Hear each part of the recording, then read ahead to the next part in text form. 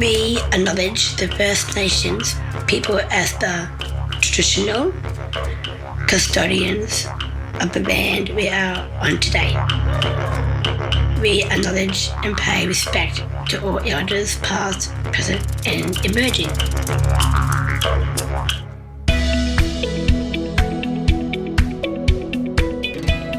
The Now and the Future podcast is an exciting way of sharing members' stories of opportunities, challenges, and provide support and expert advice for Down syndrome community.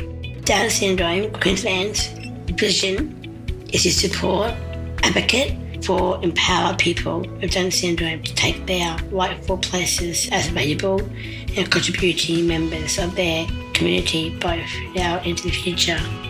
Hello and welcome to today's Now and the Future podcast episode. I'm Joelle, the Education Consultant at Down Syndrome Queensland, and my role involves supporting teachers and educators to support students with Down syndrome in their most inclusive learning environment. In today's episode, I discuss 4 things you need to know when you have a student with Down syndrome enrolling at your school. Now, obviously, there are plenty of things that you need to know. However, this podcast aims to give some basic understandings and points to consider upon enrolment. If you would like to know more about our educational services at DSQ, you can head to our website at www.downsyndrome.org.au/QLD, or if you're within Australia, you can give us a call on 07 335 666 55. The title of this podcast is 4 things that you need to know when you have a student with Down syndrome enrolling at your school. The content of this podcast is aimed towards teachers, including teacher aides within a mainstream learning environment. However, much of this content will also be applicable to educators working in specialised education settings and also within early childhood settings. So, you've just been told that you've got a new student coming into your class and that they have a diagnosis of Down syndrome. How are you feeling?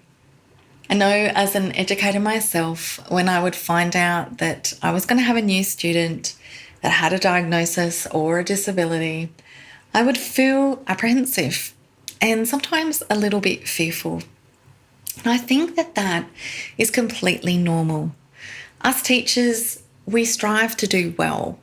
We want to do the best by our kids and we want to make sure that we're getting things right. And so that fear and that worry and that apprehension can come from perhaps the unknown surrounding the diagnosis or the disability.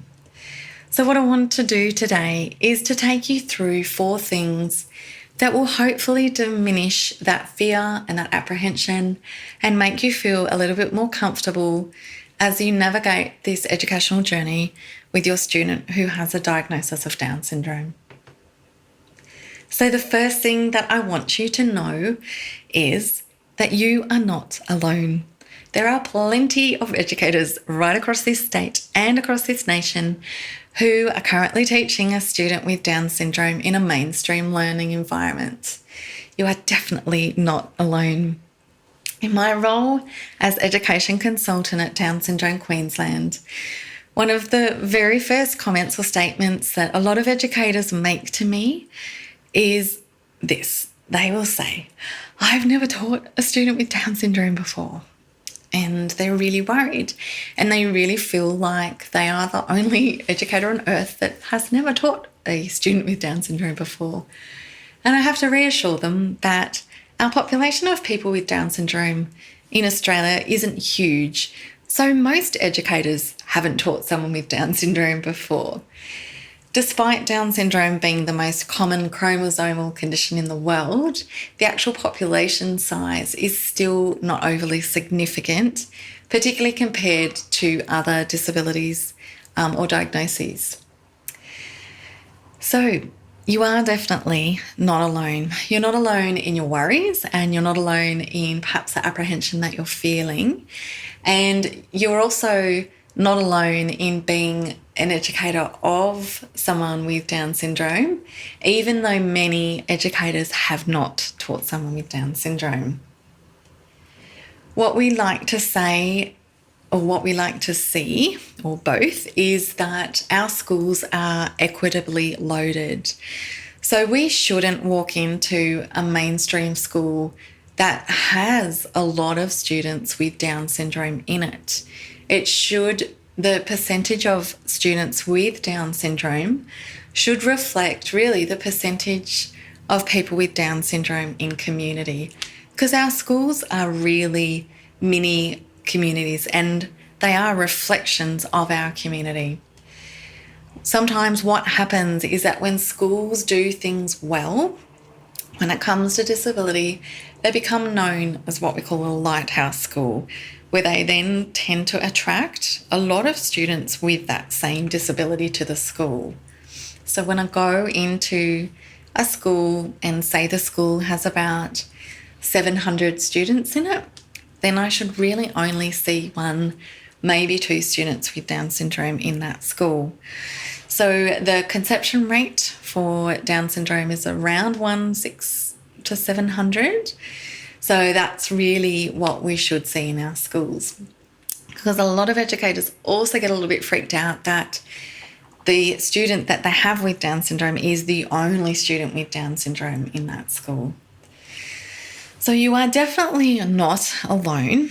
However, you may be alone within your school, meaning that you can't go and speak to the Year 6 teacher or the Year 3 teacher because they've got a student with Down syndrome as well.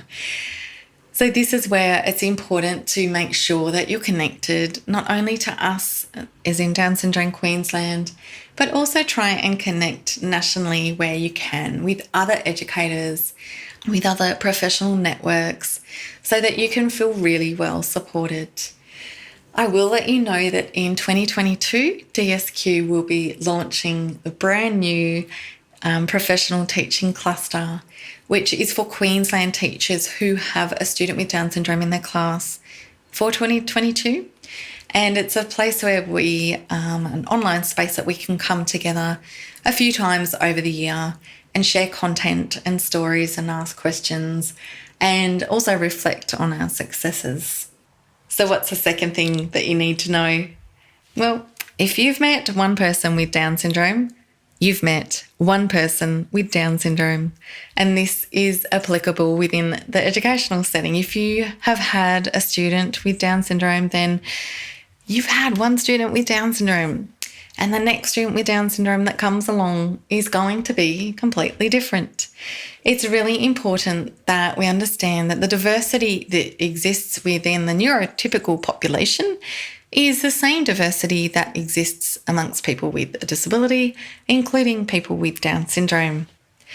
What seems to happen for people with Down syndrome is that there's these unusual stereotypes that have kind of stuck to the community of people with Down syndrome. I guess to give you an example is the stereotype that you may have heard before that people with Down syndrome are always happy.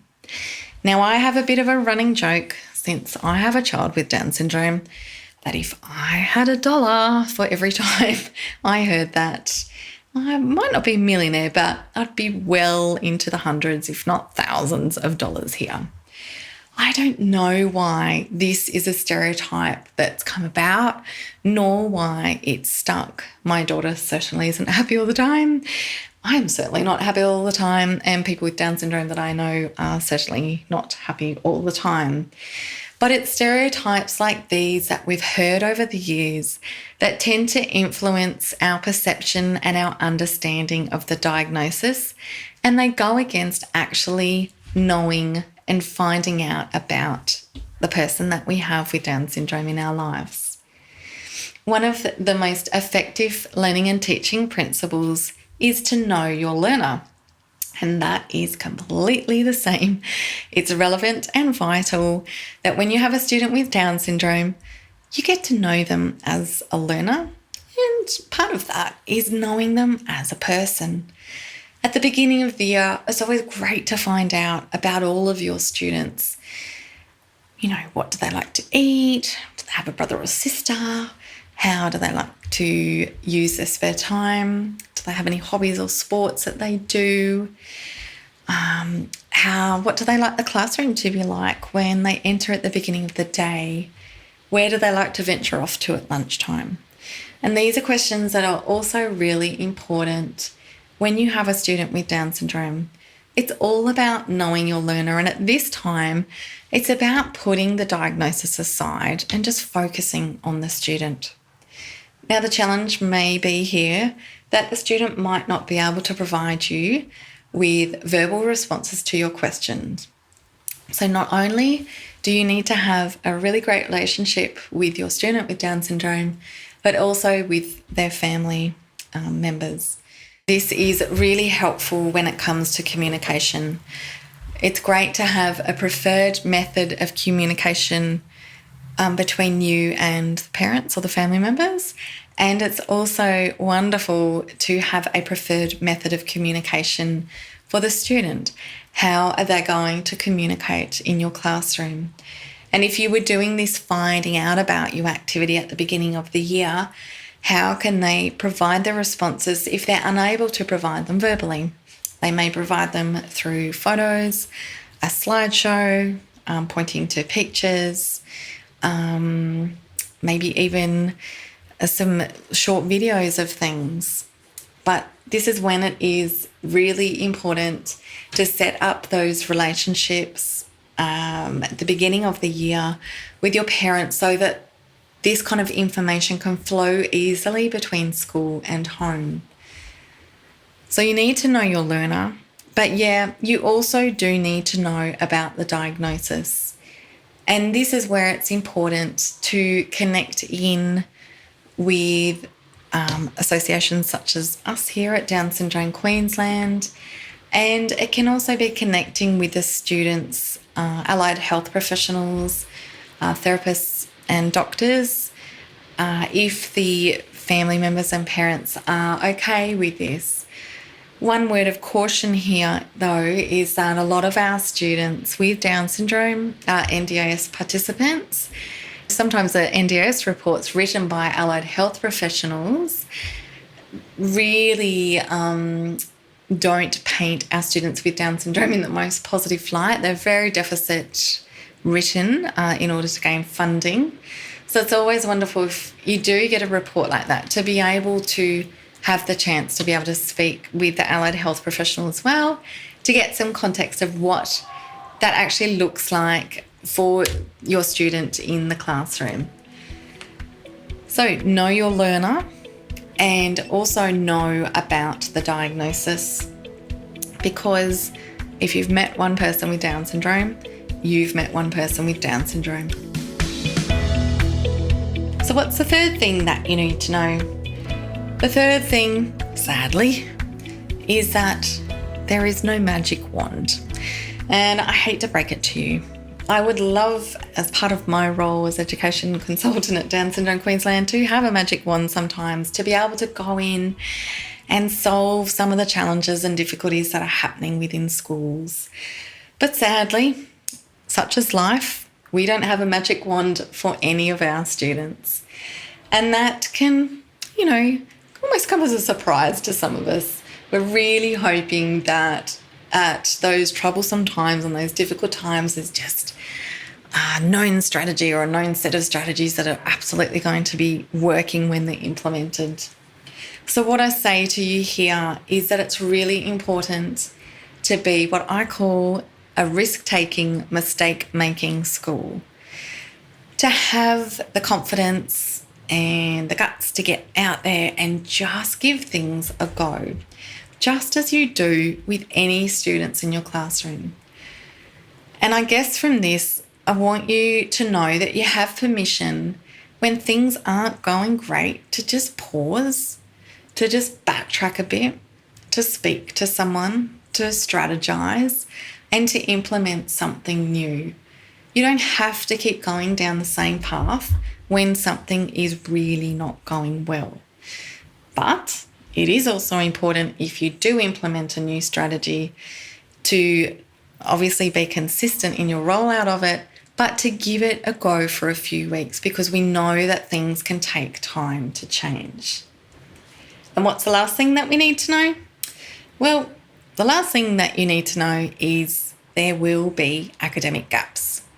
In fact, there will be developmental gaps quite often across all developmental domains for your student with Down syndrome. As teachers, we have a lot of pride, and it can also be really difficult for us to watch a child struggle. We're often very empathetic creatures. We strive to do our best and give our learners every opportunity that they can have. And it can be disheartening when we have a little one who isn't progressing, at the same rate as their age equivalent peers. So from the outset, I want you to know that when you have a student with Down syndrome in your classroom, the expectation is that they are not going to be keeping up with their peers. Now, they may in some areas, but where there are gaps, it's okay. And I found, again, within my role as an education consultant, that sometimes this is about ensuring that the teachers know this, that there will be developmental gaps, and other times it's also been reassuring parents that it's okay for these developmental gaps to be there. Quite often we can see these gaps also widen as students get older, and this is due to the intellectual disability that people with Down syndrome have. So when you have an intellectual disability, those higher order thinking skills, such as analysing and judging and evaluating, are difficult. And the lower order thinking skills, the more concrete, less abstract skills, are easier to pick up. And we know that Australian curriculum becomes more analytical, as the students get older. So, there will be those gaps there. And that, again, is okay. So as a teacher, you are not there in your role trying to play catch up. And you're also not going to feel disheartened because the student isn't catching up, are you? So what do you need to do? Well, you need to figure out where your student is sitting within the Australian curriculum.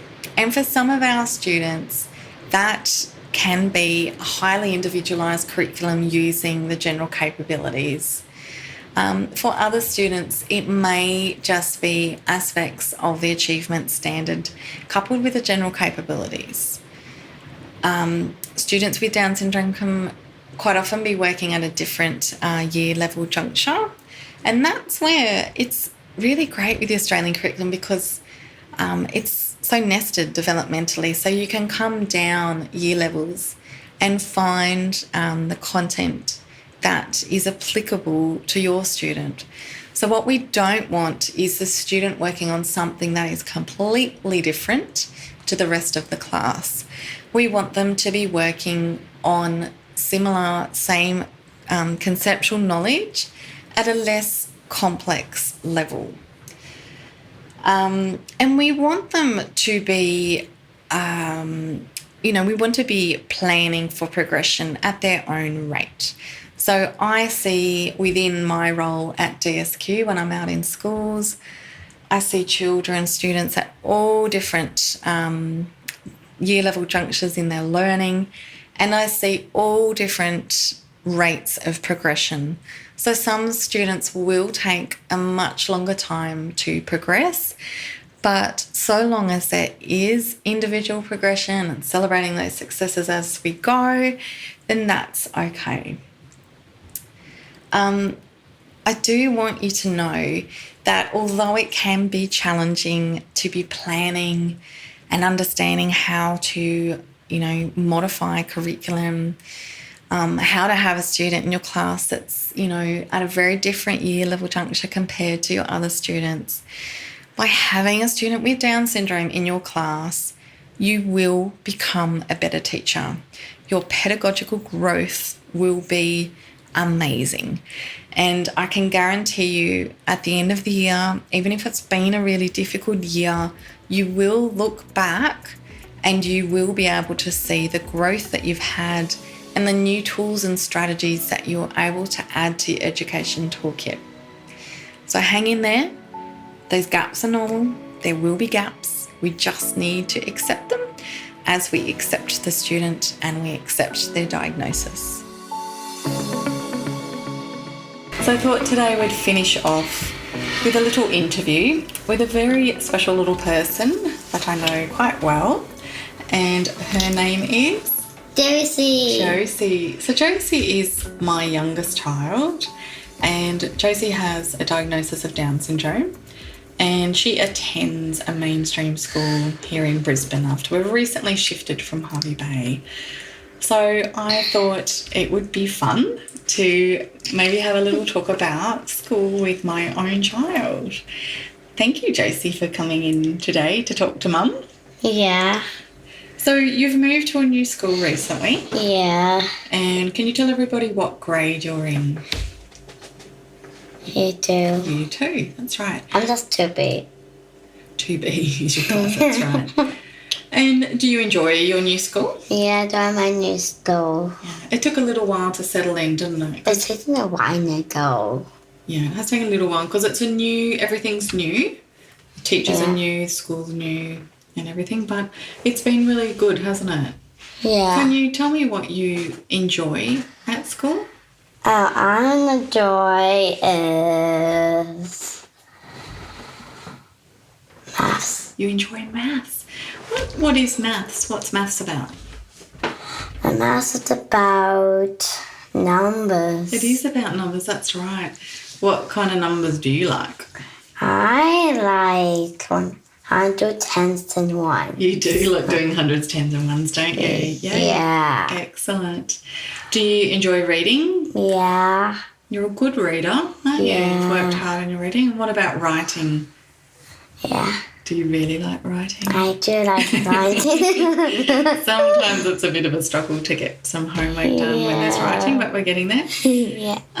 So Josie, tell me, at your new school, you've made some new friends? I got new friends. That's great. And can you tell me, what do you and your friends like to play at lunchtime? Handball. Handball.